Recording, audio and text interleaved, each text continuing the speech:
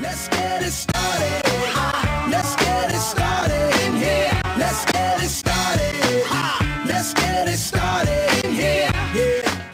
The views expressed by J. Michael McCoy are the views of the hosts and guests of Max World Live, and not necessarily the views of Webcast One Live, its staff, its management, the cleaning crew, Dave the electric guy, the guy who cleans the skywalk, the woman who brought in the cookies, the management staff of Hubble Real Estate, the parking lot attendant at Keck Parking, the wait staff over at Miss Kitty's, the coffee crew at Frederick's, the man in the street corner willing to work for food, Rob Spearman, Max Crabb, or anyone else of sound mind. Should you be offended, provoked, intimidated, shocked, confused, or just made to think independently, log on to MaxWorldLive.com right now. It's your voice we want to hear in Max World. And now, live from the palatial studios of Webcast One Live, your host, J. Michael McCoy. Thank you, Master Libby. This is J. Michael McCoy, and we will date this show as it will not be repeated for the best of, unless you're listening to this program Saturday at noon. So if you're listening to this program this Saturday, which would be the 14th, Valentine's Day, then everything we're going to say to you is valuable, because this program at this time repeats itself at noon on Saturday, but you won't hear this show after that. And we're talking about a spectacular guest coming to Des Moines this Sunday, and that is Don Piper. He is the author of a New York Times bestseller, and about to become a movie, 90 Minutes in Heaven. If you've been a longtime listener of Tom and myself, we've interviewed Don 3 times? Well, it's been a couple of times now, I think, anyway, Mac. And we get an opportunity to talk to him again and meet him live this coming Sunday. And Don, are you there? I am here. I'm sitting beside an ambulance right now. And that's because you're on a movie set. We're on a movie set, so you might hear some stuff in the background. And this ambulance is a long way from home. If it was not a Hollywood ambulance, it has Huntsville Memorial Medical Center on the side of it, which is where they took me after I had the accident, and that's about 800 miles from here. All right, and we're gonna go through your story, because most of our audience has probably not heard it or has forgotten it as they do.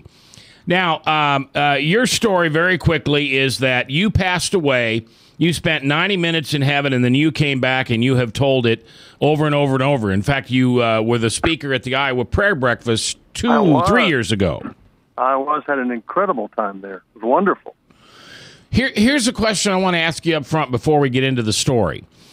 We have a movie out right now, where the kid from Omaha. Heaven is for real. It's called Heaven is for Real. Right, and that movie seems to have been substantiated by the facts in the movie. Then you have that other book that came out where the author pulled it back and said, "Well, I was exaggerating." Well, it was the kid who said that his father had written a book that was not true. The boy is now 16 years old. This accident that he was in, I think, occurred when he was 6 years old, and his dad wrote the book for him, and the boy repudiated the book. It's a very, very sad situation, and it actually led to the dissolution of the marriage between the mother and so it can't even be exaggerated about how painful and difficult the situation was. But it's kind of like the thing now with Brian Williams on NBC. It may prove that what he said was not true, but that doesn't discount the fact that there are news people all over the world who are telling the truth. I mean, they're accurate and dependable. So what it does is really hurts the credibility of people on the short run until you find out what they're saying is true. So I feel very sorry for that family, and I was contacted by family members. I'm not at liberty to talk about what is privileged information, but some time ago that something was not right, and so I was not surprised when that came out, but deeply disappointed and hurt that that young man had been used like that. Well, let me give you a journalist's a different view. Okay. I think it gives guys like you more credibility than ever. I think it gives movie that Heaven is Real more credibility than ever, because your book has sold 6 million copies. You've been talking about this for how many years? Well, the book, the original book, 90 Minutes in Heaven, came out over 10 years ago. So it's been out as a released book. The accident actually happened 26 years ago. So I did not write the book until 14 years after the accident. And the only reason I wrote it then is so that I wouldn't have to talk about it anymore. And we see how that turned out. Yeah, and now on the radio. And now they're making a movie out of it. So to me, what that says is we're separating the men from the boys here, and guys like Don Piper have stood the test of time to show that this is a accurate and honest accounting of what happened to you 24 years ago. It is, and you're right. I'm looking right now at huge trucks that say Hollywood Trucks on the side of it, and we're loading up to go to another location for tomorrow's shoot. And Don, you're located are you shooting just outside Atlanta now? We are actually in Atlanta right now. We just finished all the hospital scenes at an abandoned hospital. Obviously, we can't use an up and running one. Those are shot, and then tomorrow we'll be at another location until, I think about March the 4th is when we finish shooting. That was going to be my follow-up question. How long will the shooting take? And I know you don't know precisely, but tell us a little bit about, I know this was in the work because 3 years ago when I was fortunate to spend some time with you and your son Chris, there was talk at that point about making a movie. So you've been after this animal a while, and you finally bagged it. It has been a long, strung-out thing, but yes. We're finally here. I think the taping, the shooting is about 24 total days. There are a few days off here and there that will push it over to March the 4th. But people, if people knew, it may take an hour and a half to set up something, and they shoot 15 seconds of film. So it's really tedious, but the ultimate result. Now, are going to be really good. Were you given a lot of authority, maybe would be one word, on the accuracy of this movie? Was that one of the things that you negotiated to be the oversight? Yeah, well, in fact, the reason here I'm on the set, and I'm on the set every day except the days that I'll be, speaking. I'll be, of course, in Iowa this weekend, so I'll be away from the set. But otherwise, I'm here every day. That is actually very unusual, but I've been asked to do this. The people who are making the movie, Family Christian Entertainment, people who run the Family Christian bookstores, they're the ones who are funding this movie, and they have asked me to be on site so that even if a line is said that's not accurate, we can correct it and make it just exactly the way it happened. So it's been overwhelming. I must say it's been very difficult to watch it. There were some extraordinarily painful things that happened, and to watch actors redoing those, replaying those, it's actually surprisingly for me difficult to watch and relive some very painful and difficult moments in my life. Well, I can only imagine that would be the case. Now, Chris, Chris is the one that I've communicated with, as you know, Don, going back over the months. Right. And he's now going to law school. And he's in law school. A remarkable young man. I have a lot of respect for him. What type of budget were they looking at when they put this movie together? What ballpark are we looking at? Well, typically of most movies, it starts at one point and doesn't end up there. So I think it only started in the $2 or $3 million range, which is a lot of money, but that's not really much for a movie. But I think it's in the 5-figure range right now of millions of dollars, or what would that be? 8 figures. So you're over $10 million for a budget. Yeah, I think so. It actually is going to star some very well-known actors. Hayden Christensen, who was featured in 3 of the Star Wars movies, is playing me. The Skywalker character, right? He is Anakin Skywalker, if you're familiar with those movies. And then Kate Bosworth is starring as my wife Eva, and then Michael Polish is the director of the movie, and he's had a lot of very successful movies as well. So it's an A team. These are really very fine movie directors and actors. So it's very humbling to be around them and to see this unfold in front of me, like on a moment-to-moment basis. So now, Chris tells me also that Sony Pictures is going to be the distributor of this. Is that correct? Still correct? That is to be decided, but they're certainly one of the ones who are most interested in distributing the picture, and that's kind of out of my pay scale. I don't really make those decisions, but they are one of the distributors that are actively seeking to distribute the movie. And Chris tells me likely a fairly large distribution, maybe 2,000, 2,500 screens out of the chute? They do plan a wide distribution of the movie when it premieres, probably in late October or early November. And yes, it'll be nationwide. And then, of course, the process, sooner or later it'll go to Blu-ray or DVD or something like that and be available for people to take home with them. But it will be a big premiere. The premiere will probably be here in Atlanta, and then we'll also probably have another one in Houston. Our guest is Don Piper. His book from 11 years ago, 90 Minutes in Heaven, is more than 6 million copies in print. Don, if you may recall, was here in Iowa 3 years ago at the Iowa Prayer Breakfast. He has spoken many, many times about his experience when the Lord, for whatever reason, gave him an opportunity to glance at what was ahead of him and gave him the peace to be able to share it and gave him the authority.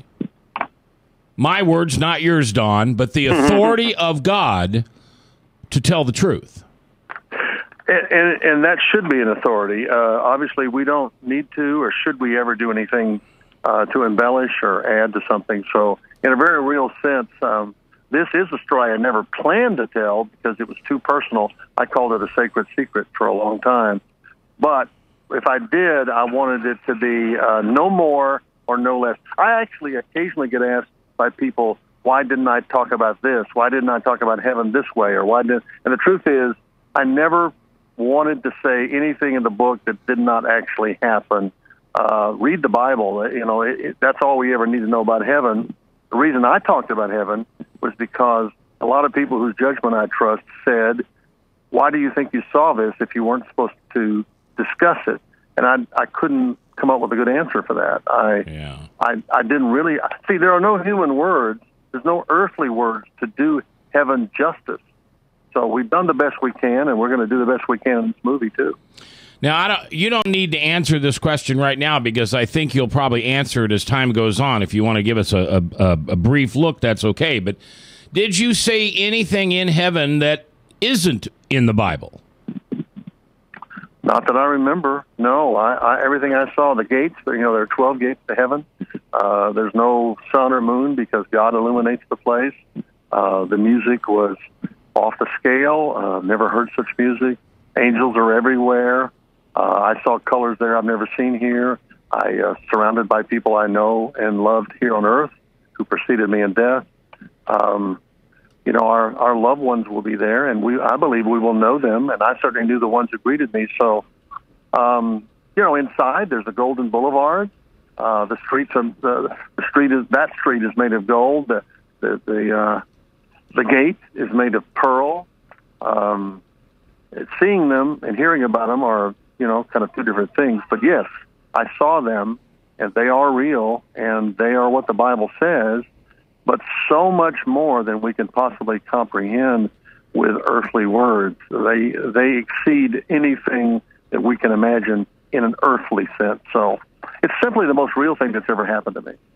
The most real thing that's ever happened to you. Indeed. Wow. All right, we're going to take our first break. When we come back, I'm going to hand this baton to you, Tom, and I want you and Don to walk through, for the people who've never heard this story.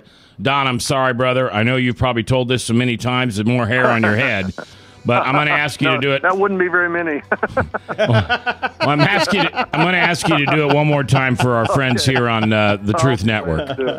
All right, Tom Coates in the house. I'm J. Michael McCoy. If I haven't told you lately, thanks for listening. Love this job.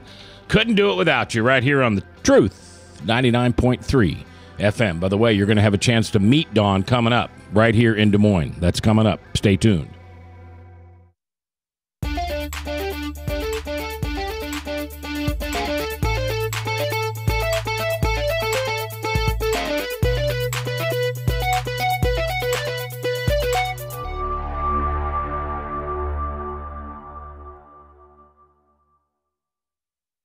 Hey, psst.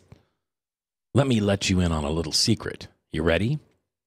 Always try to do business with people, not places. Especially if you seek honest Christian business people. And when it comes to my car, I really need to trust who's working on it. Now, my family is so blessed. A few years ago, we found a family-owned automobile repair shop that operates as a Christian business also. Open, honest, reliable, trustworthy. It's AMCO on Hickman Road in front of Kmart, and it's a family-owned Christian operating business. This family treats your car as if it was their car. Everything from oil changes to transmission repair and everything in between. So the next time you feel the need to be at peace with your choice of who you can trust with your car, give AMCO on Hickman a chance to serve you. And tell them Max sent you.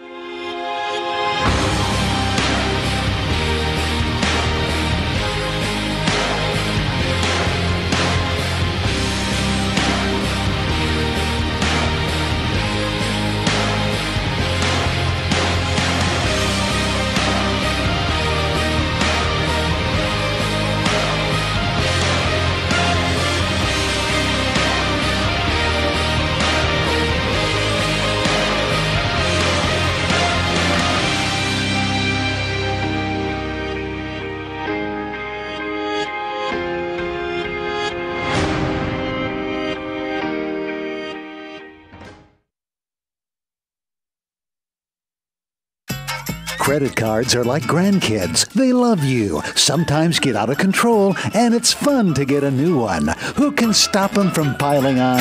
Hi, I'm Tom Coates with Consumer Credit of Des Moines. At the end of the day, you can return the grandkids, but you're stuck paying off bad credit card debt. We'll help you put the fun back into using credit cards responsibly. Right, kids? Yeah! If you need help getting credit cards off your back, call Consumer Credit of Des Moines. From the RE/MAX Real Estate Concept Studios, this is Webcast 1 Live.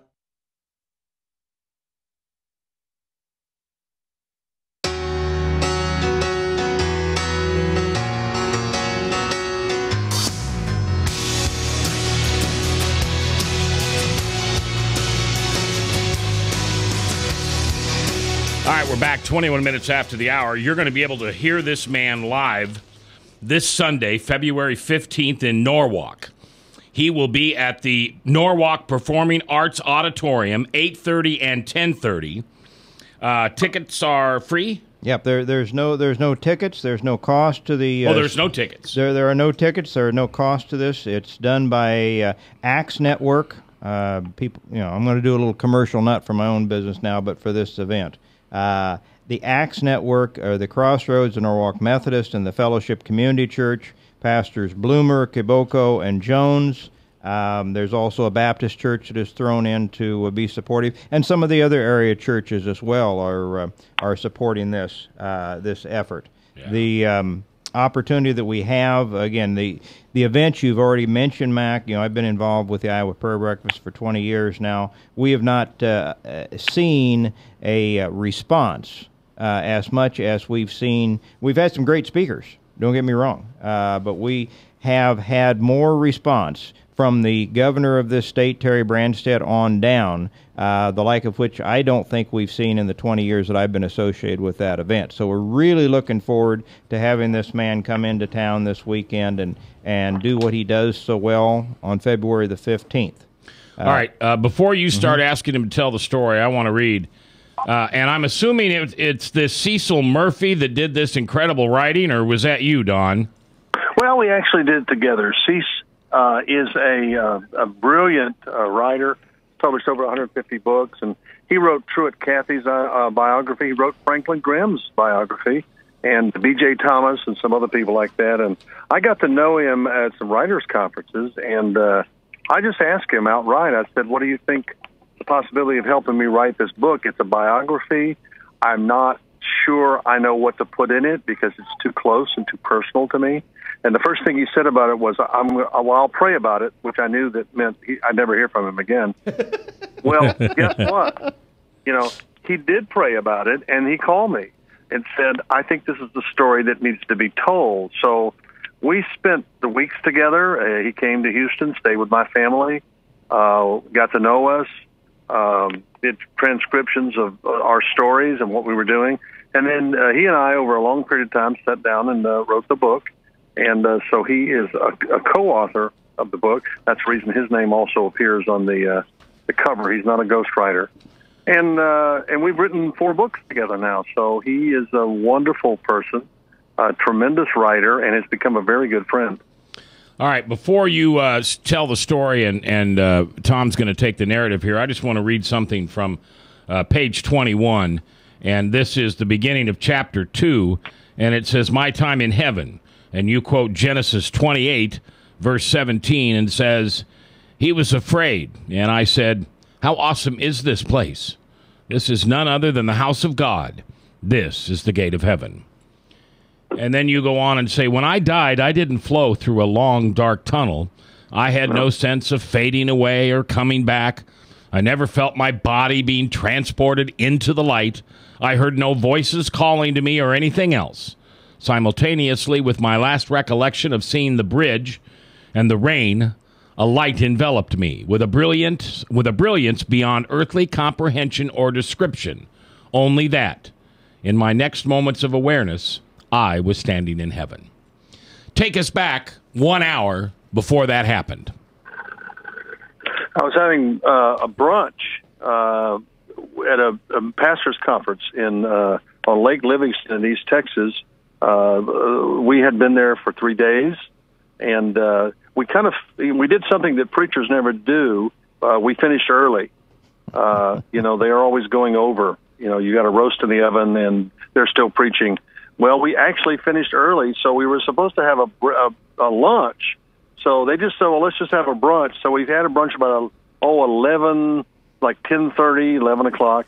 We finished, and now all of the pastors at this conference are departing, and I did too. I went out to the gates and turned to the right instead of the left. I'd always gone home to the left, but now I'm going to the right because I was curious. I'd never been that way before. And I like to go down roads I haven't been before. You never know what you're going to see. Well, I saw an 18-wheeler about 10 minutes, 15 minutes out of the gate. There's a long 2-lane bridge, and I was crossing that bridge, and the 18-wheeler crossed the center stripe near the end of the bridge. I was almost off of it, and, of course, I didn't have anywhere to go. When he went over into my lane, he literally ran over the top of my car and crushed it and shoved it up against the railing of the bridge, and then struck a couple of other cars. So from brunch less than an hour before this, I am now dead in a car on a bridge, and ambulances and police are on their way. Yeah, and by the way, I'm sure this Sunday, you'll show the slides that you showed before, but I'm looking at a picture of the car here on page 38, and it literally is run over. Yeah, you can actually see in the picture, and we will bring those, the trajectory of the truck as it struck the left front fender, went right over the windshield and exited off the back. The car is actually, bent over from the middle over towards the bridge railing. And so, yeah, it was a horrific collision. It was like I was just a speed bump in the truck. Because of the speed, it was coming downhill onto the bridge, and the speed the truck was driving, it just literally, it couldn't have stopped. And so it didn't just strike me, it flattened the car and shoved it up against the railings. Let me read the beginning to your 4th chapter. It says, From heaven to earth, even when I walk through the dark valley of death, I will not be afraid. For you are close to me, you are beside me, your rod and your staff protect and comfort me. And, of course, that's the 4th verse of the 23rd Psalm. Right. The paragraph, the chapter, starts, the EMTs pronounced me dead as soon as they arrived at the scene. They stated that I died instantly. According to the report, the collision occurred at 11:45 a.m. The EMTs became so busy working with the others involved, it was about 1:15, an hour and a half later, before they were ready to move me. They checked for a pulse once again. I was still dead. Yeah. So take us. Yeah, there's 4 vehicles involved, so there's just carnage all over the bridge. Pieces of the car, as painful as it may sound, there were pieces of me, lying outside the car, and they were waiting for a medical examiner to move the body. You have to have an investigation when you have a fatality. So they're waiting for the medical examiner, and there must have been other accidents in the area that morning, because they were having trouble getting the medical examiner to the bridge, so everything was a standstill in the meantime. So from the accident occurring at 11:45 a.m., it is now 1:15 in the afternoon. And, of course, one of the pastors at the conference, there were many pastors at the conference, but one had actually left his car, walked up to the accident scene, saw all of this, and volunteered to pray for the victims. And he was told that there was no one to pray for, that the other people in the truck and the 2 cars was not hurt. They were okay. In fact, they had been treated and released. And then he was told that the man in the red car, and that was me, was dead, a fatality. And when that happened, that preacher got permission to get in the car under the tarp with the dead body and pray over me, because he felt like God telling him to do so. And at 1:15, which you were reading about in the book, as he sang, "What a Friend We Have in Jesus," I started singing it with him, and I was back here, and he was quite shocked. Well, and Don, your body was there. And you told us before when you were at the prayer breakfast that your left arm was severed, the right leg was severed. If you hadn't been dead, you would have bled out very quickly if your heart was pumping, and you would have had no blood in your body. So for anybody that says, "Oh, they just missed it," he wasn't really dead. The fact of the matter is that you would have been dead had you not already been dead. Projected within 5 to 7 minutes, I would have bled out. Right. All right, so that kind of discounts some of the skepticism that might come in. Now, you were there, but you weren't really there, because you said in the blink of an eye or less, you went from that body into your heavenly body. Could you describe for the listeners a little bit of what you experienced up there? Well, I took my last breath on the bridge and my next breath in heaven. And that's the way it works. You were reading earlier about the long tunnel and the bright light and things, which I think are quite usually associated with what we now call near-death experiences. I don't really think I had a near-death experience, because when you're dead in an hour and a half, you're not nearly dead. I didn't go down through any tunnels or anything else like that. It was instant for me. I was just there at one of the gates. There are 12 gates in heaven, and I was at one of them. And it really is encrusted with pearl. It's a pearl gate, and quite spectacular. I thought it was living, but I think it was because of the light reflecting off the gate. And I could see through the gate. It's about 28 feet thick, and the wall is, and you could see a golden boulevard running down the middle of the city. Really gold. In heaven, they paved the streets with it, and you could see all these things that I had known about and been told about and read about in the Bible, but they were so far beyond anything I could have even imagined. I just don't have that kind of imagination, right? Because heaven exceeds everything here. So, right. Did you see people walking down those streets, Don? There were people walking down the street.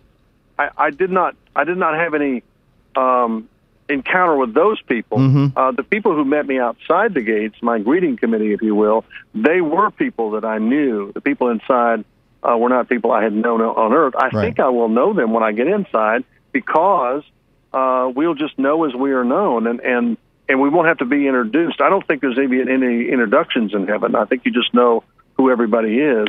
I certainly knew the people who greeted me at the gates. They were expecting me. I don't think you sneak up on heaven I think everybody in heaven knows is coming. So these people were anticipating my arrival. They were there to greet me, and I was thrilled to see them. When I saw them, I knew where I was because I knew where they were. When you had 2 children that died at a young age, Yes. now you did not see them outside the gate, but you had full expectations that you would see them inside the gate. Absolutely. I know they're in there. And as I said, the people who greeted me at the gates were people who played a role in my spiritual life. These are people who physically took me to church. My parents didn't go to church when I was a kid. If I went, I had to go with someone else. And eventually, when I got a driver's license, I drove myself to church. And so that process of becoming a believer was facilitated by these people who gave me a Bible. They told me about Jesus. They took me to church. And those are exactly the people who greeted me when I got there. And, of course, that caused me to come back here when I did and understand that we're here to help everyone else get there, because that's what these people did.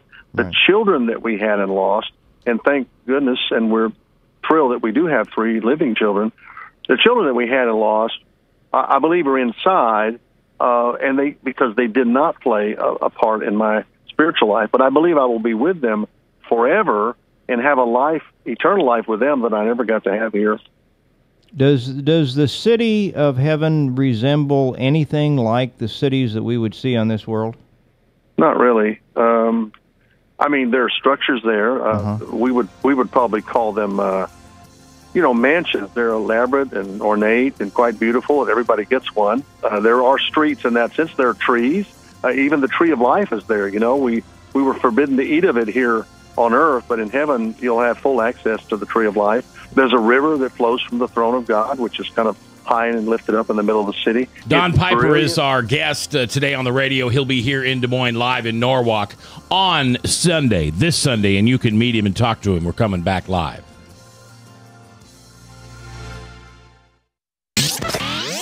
From the RE/MAX Real Estate Concept Studios, this is Webcast One Live. I'm Brian Leach, owner of Service Legends, and my position is Chief Talent Officer. I'm Nicholas Wonderscheid. I am Bernie Hobbs, And I'm the Service Manager. Marketing Director and Client Relations Manager.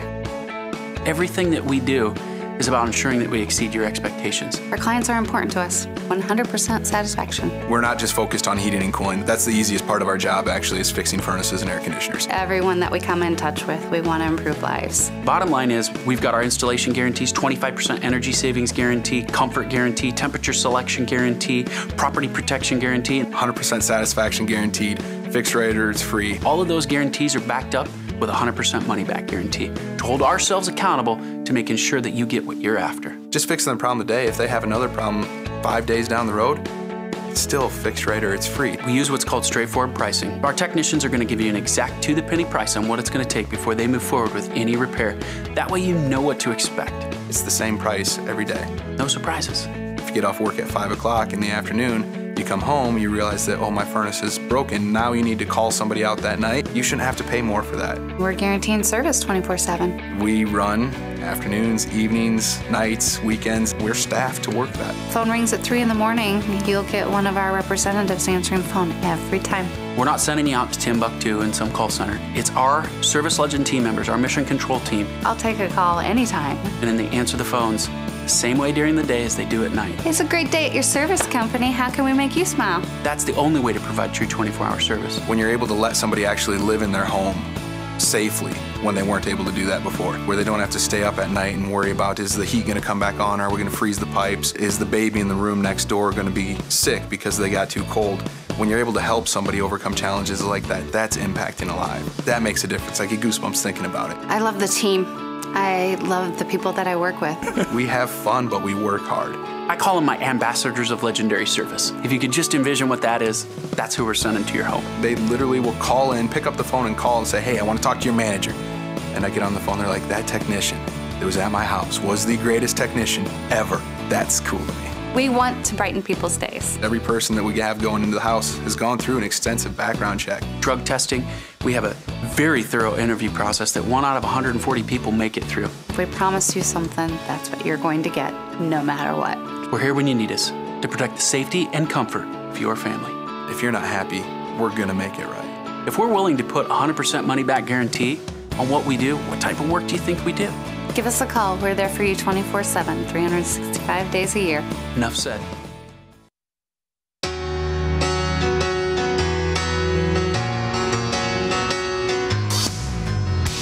All right, 22 minutes before the top of the hour. I hated to interrupt you, Don, because you were at such a great place. Tom, let's start again and have him begin to describe what heaven looked like and smelt like and felt like and sounded like to him. And, Don, talk to me slow. Talk to me like I'm a 6-year-old because I want to soak this in. Well, heaven is the most real place of all. I think when you take your last breath here, you're going to take your next breath somewhere else. So I think hell is just as real as heaven. But I wasn't planning to go that day, and I think that's so important. I think you have to be ready all the time because you never know. I was a 36-year-old man on his way to church when suddenly, an 18-wheeler swerved over into my lane and killed me. So I was instantly there. I was surrounded by loved ones. My grandfather is the first person I saw, and Did he look like he was when he passed away, or did he look like when he was 25? No, he didn't have an age about him. He was fully developed, I will say that.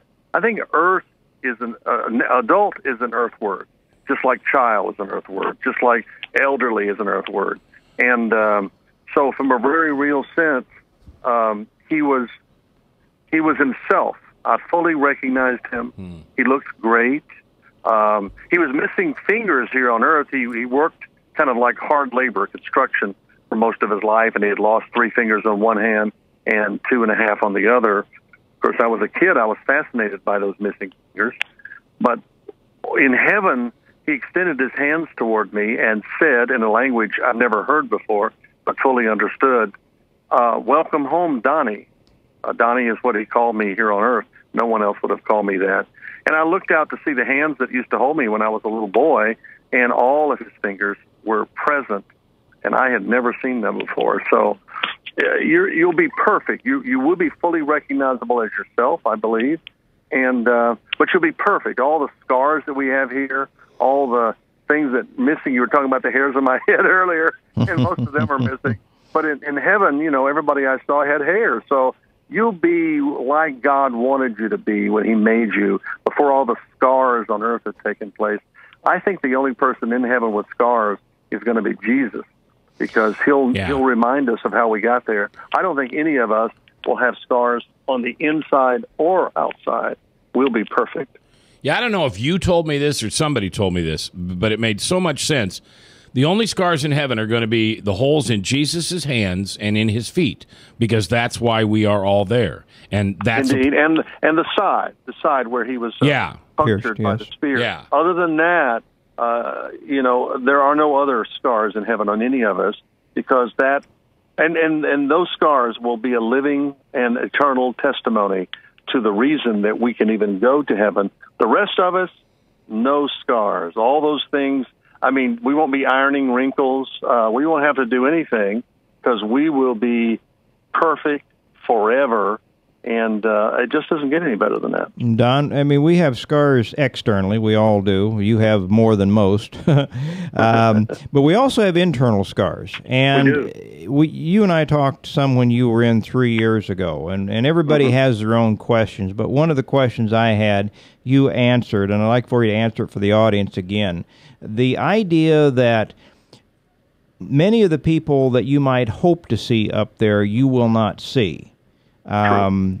People that, family, close friends that have not accepted the Lord and are not saved and will not be there. But we will not have, according to you, memories of those people, because it would cause a sadness and a sorrow and would open up something that is not allowed in heaven. Can you describe that for us for just a little bit? Yeah, I'm often asked that. The Bible talks about, this is a kind of a strange analogy, but the Bible talks about forgiveness. And, most of us just don't feel like we're worthy to be forgiven, and we aren't. That's what grace is, but to be forgiven when you don't deserve it. But the Bible says when we are forgiven by God, he puts our sins as far as the east is from the west. Well, now that can't even be calculated, the east from the west. That's forever. And he does the same thing with our memories that would be unpleasant and undesirable. And that would include people that we've loved and have lost because they never were able to come to trust the Lord. Now, is it possible to know what's in another person's heart, even if they say that they are saved or followers of Jesus? Or we think they never were? No, we can't really know that. And in heaven, we won't know it either if they're not there, because that wouldn't be heavenly. That would be something that would be very painful and difficult and hard to process. Well, that would never happen. In heaven, there's nothing. One of the things that Revelation 21 specifically says is there's no pain in heaven. No pain. That's one of my favorite verses, because I got a lot now. And probably a lot of you listening have pain, too. There is no pain in heaven, and that includes the pain of knowing that somebody we loved is lost. You see, that's just no pain. It wouldn't happen in heaven. Well, that's very clear. And you said earlier, and I want to touch on it, because fellow that you know and have done some joint presentations with, we've had on here as a guest numerous times. That's Bill Weiss.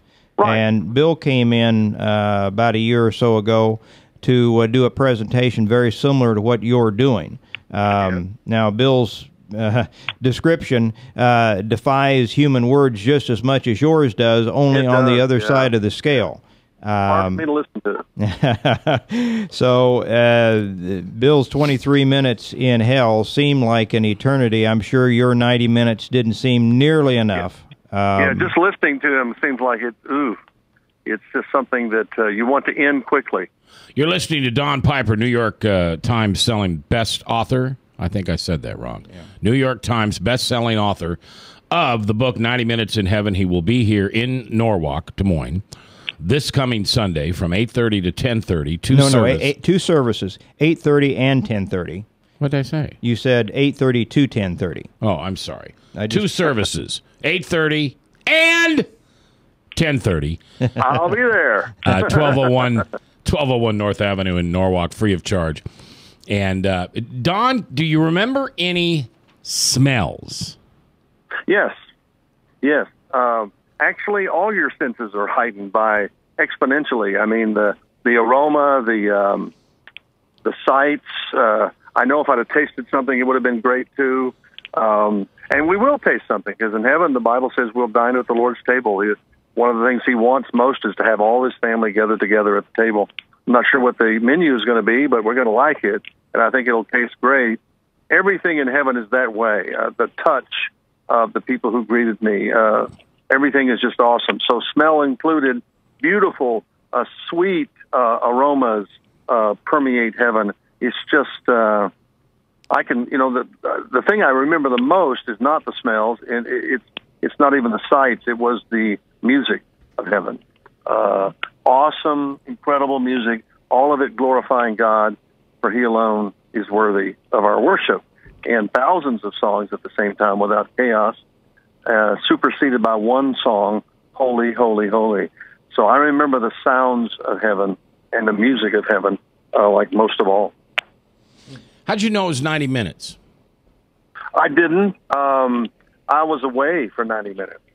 The accident happened at 11:45, according to the police report that was filled out. 90 minutes later at 1:15, Dick Onorecker, the pastor who prayed for me in the car, he was praying over my dead body. Now, know that a lot of other people were praying by this time who did not know I was dead. They just knew I was in an accident. At 1:15, he was praying, and I started praying with him. So we know I was gone for 90 minutes. Okay. In heaven, there is no time. So time will never be an issue there.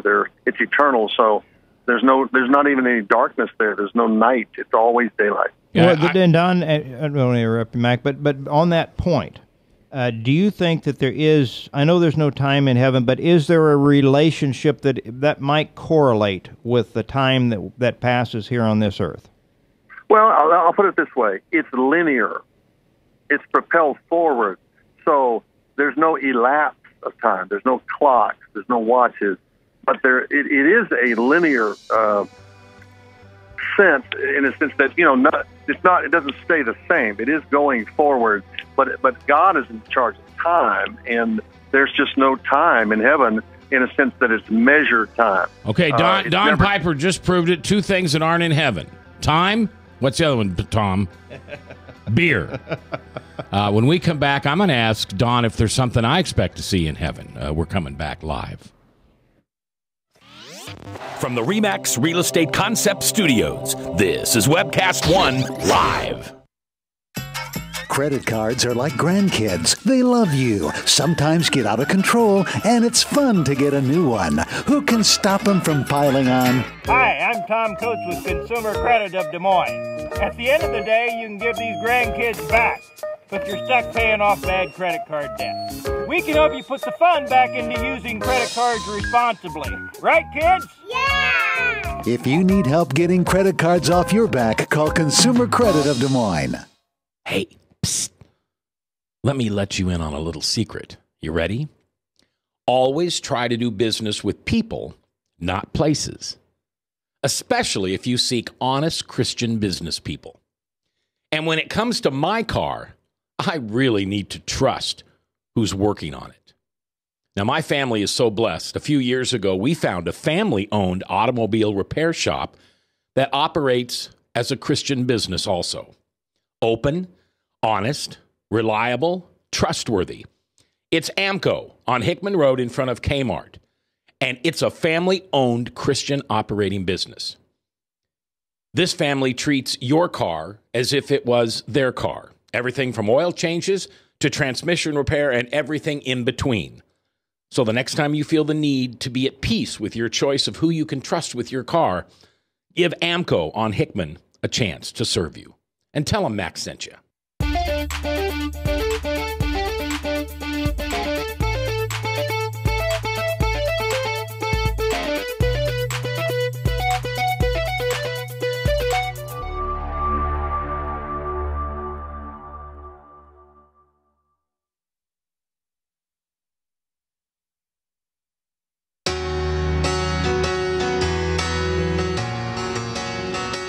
Welcome back, 10 before the top, Salem Radio Network News, then Michael Mudloff. We're talking with Don Piper, New York Times best-selling author of the book 90 Minutes in Heaven. It's being made into a movie. In fact, Don is on the set of that movie right now.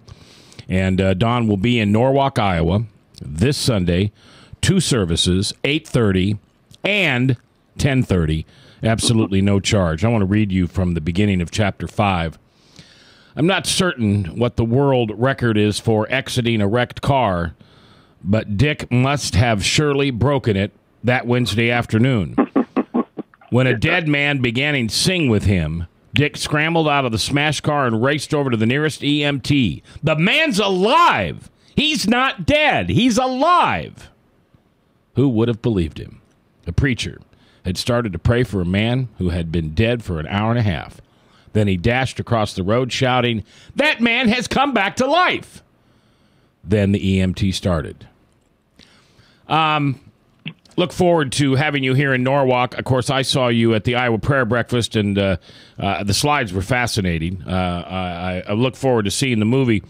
I want to ask you a question, and I'm sorry. I'm going to be one of those guys that probably asked the same kind of stupid question that every other person has ever asked you. But I have a friend of mine who, his name is Meggs, and Meggs has a connection with the Lord like no other we've ever met. And there are some of us who think that maybe Meggs is a modern-day prophet.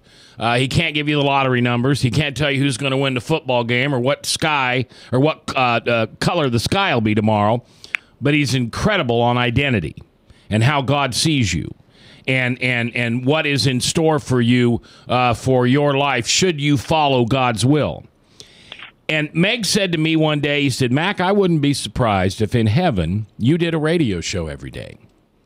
And you got to interview Isaac and Isaiah and Adam and Eve and, of course, Christ and all the other people that were in the Bible mentioned and so many others that weren't, that would begin to testify that the stories in the Bible were so very true because they were there." Wow, I like Meggs a lot. You think that's possible? I think it's entirely possible. I think that the things we we enjoy here. Why? Let me answer this question this way. I was with a professor one time on a stage. We were talking about heaven. This guy now is a seminary professor, J.I. Packer, historical, incredible guy. And Popper, Popper? J.I. Packer. No, Packer. Packer. I remember reading some of his stuff Dr. years Packer ago. was asked, All right. Yeah, Dr. Packer, brilliant mind. I can't even begin to get close to where he is in terms of thought processes. And he was asked questions similar to what you just said in terms of something you would think that might be like, wow, will they really do that in heaven? And here's his answer. Would heaven ever be less than this? I think that's good. I don't know how to say it any better than that, is that the things we love here that are part of our identity, the things that we enjoy, the things that have given us great enjoyment, why would heaven be less than this? And that even includes things like pets. You know, we love them. We enjoy. They love us. Would God take that away? Didn't He give them to us in the first place? Well, of course He did. So, you know, in answering that question, yeah, I think a lot of the things, and why not a radio show in heaven where we talk to the people that we've always wanted to know, did that really actually happen? Was that figurative language? No, it really happened, and you get to hear it from their lips. I think that's heavenly, don't you? I think it is. Yeah, because it's not about me being able to do a radio show. I mean, Right. I get to do that because God lets me do that. Yes. But it would be the opportunity to talk to one of the 10 people that yelled, who shall I save? And they yelled Barabbas. Yeah, exactly. And who shall we crucify? Jesus. You know who I want to talk to? I want to talk to somebody like the people who lowered the paralytic into the house. Yeah. You know, and I want to pick their brains. I want to say, look, what moved you guys to do that? We think it's about a story about a paralytic who got healed. No. It's a story about the guys who tore open a hole in a roof and had the faith to lower this guy down. How much they must have loved him. You mentioned that in your new book, Don, Getting to Heaven. I thought that was a particularly telling story, and I know that it has wholesome fascination for you, as it should for all of us. These are the people who were behind the people, who helped the people, who ministered to the people that we know about. But what about those others? Well, I think that's the fascinating story. And how about this thought? And I just thought about this.